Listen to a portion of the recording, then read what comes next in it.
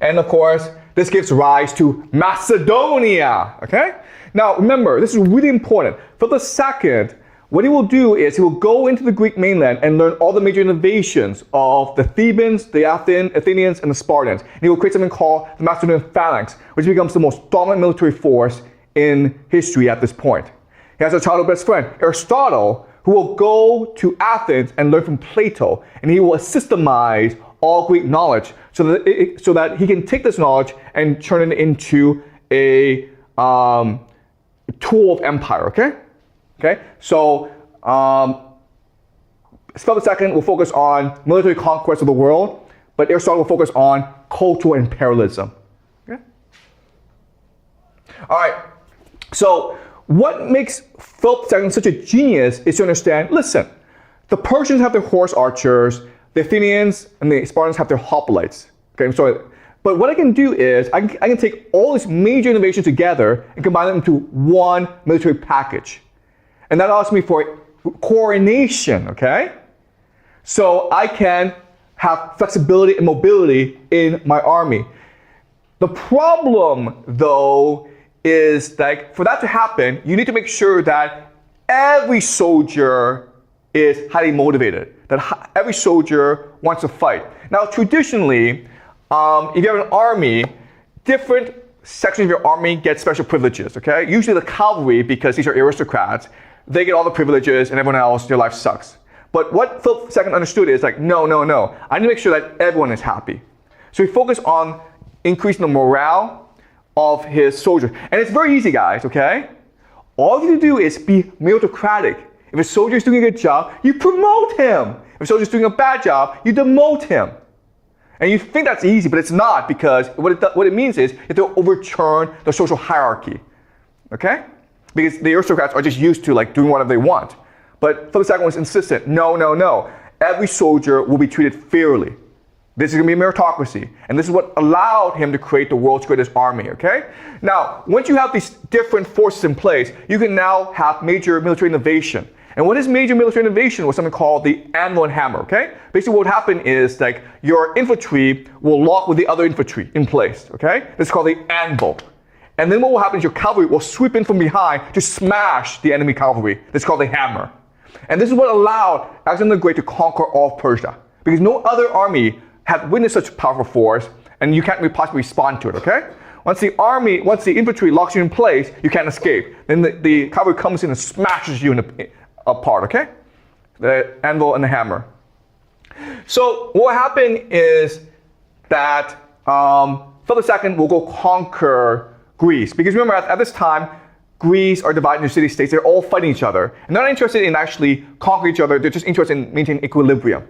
So Philip II is like, you know what, screw the system. I'm going to come, break all the rules, and I'm going to conquer everyone. So this is the Battle of Xueqin, which is where he defeats a combined force of the Thebans and Athenians, and now he controls all of mainland Greece. And now he's ready to do what he really wants, which is to conquer Persia. Why? Because Persia is where the money is, right? Greece is poor. Persia is wealthy. Therefore, I'm going to take this army and go conquer Persia.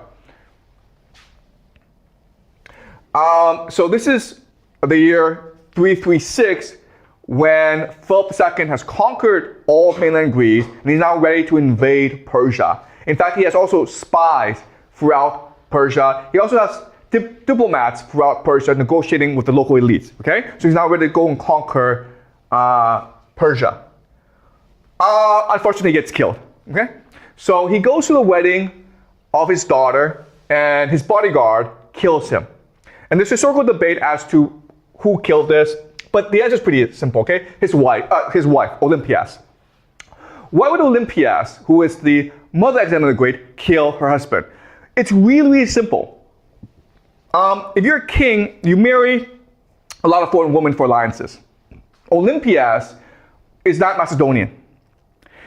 And so there's a lot of people in the Macedonian court who dislike her. Alexander the Great is heir to the throne, but as a young man, he was notorious for being a thug.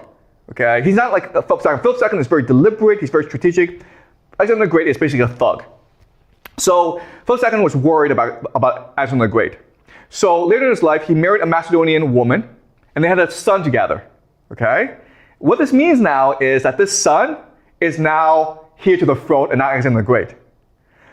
Olympias taught Alexander the Great from day one that you are special, Alexander. You are not the son of Philip II. You're the son of God.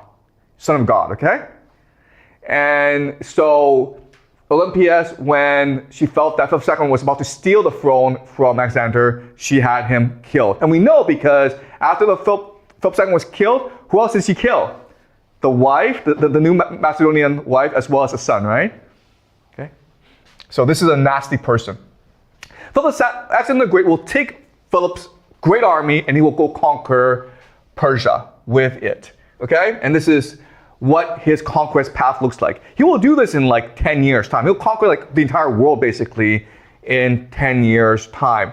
What's important is the way that he moves, okay? He moves really quickly with a small army, which tells us that he needed cooperation from local elites, okay? Remember, at this time in history, Persia has reached an equilibrium. It's stagnant. There's no innovation going on. There's a lot of competition between the upper nobility and the lower nobility, okay? So the lower nobility part was probably helping Alexander conquer Persia. Two things I want to keep you to understand about this map. First of all is like the moment that Alexander reaches Persia, he goes to Troy. Why does he go to Troy? Because Achilles went to Troy. So Alexander saw himself as the new Achilles, okay? And in fact, he had memorized the Iliad, and he took the Iliad with him wherever he went, okay? So that's the first thing I want you to appreciate. Also, what he did during the war was he took one of his enemies, tied his enemy to the back of his chariot and rolled the guy around, okay? Just like Achilles did to Hector. The other thing that's really important, even more important, is like, you see what happened when he visits Egypt, okay? He conquers Egypt, and then he decides to go all the way over here to Ammon, okay? Why does he do that? Because there's an oracle at Ammon, and he spent a few days with this oracle, and this oracle told him his secret. The secret is this: you are not the son of Philip II. You're the son of God, who is Zeus Ammon, okay? So Zeus is the king of the gods in the Greek tradition. Ammon is king of the gods in the Egyptian tradition. So in other words, Alexander was born to rule the world. He was destined to conquer the world. And this explains why when he conquered most of Persia and Darius said to him, you know what? Here's $1 billion, go away. Alexander's like, no, screw you. I want all of this, okay? Not only that, but even after he conquered Persepolis, which is the capital of the Persian Empire, he kept on going to India, okay? The only reason why he stopped is his soldiers got sick of fighting. The other thing about Alexander that's really important is he was known for his atrocities. So he burned down the city of Thebes, and he burned down the city of Persepolis. Why would he do that?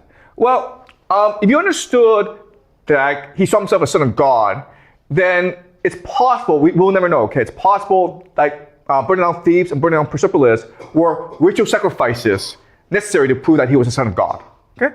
So, yeah, he did a lot of like bad things, but there's really nothing random about what he did. The things he did were for diplomatic, military purposes, okay?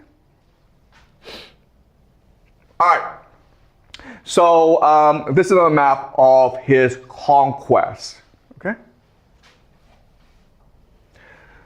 This is the burning of Persepolis. You can actually still visit Persepolis today in Iran, okay?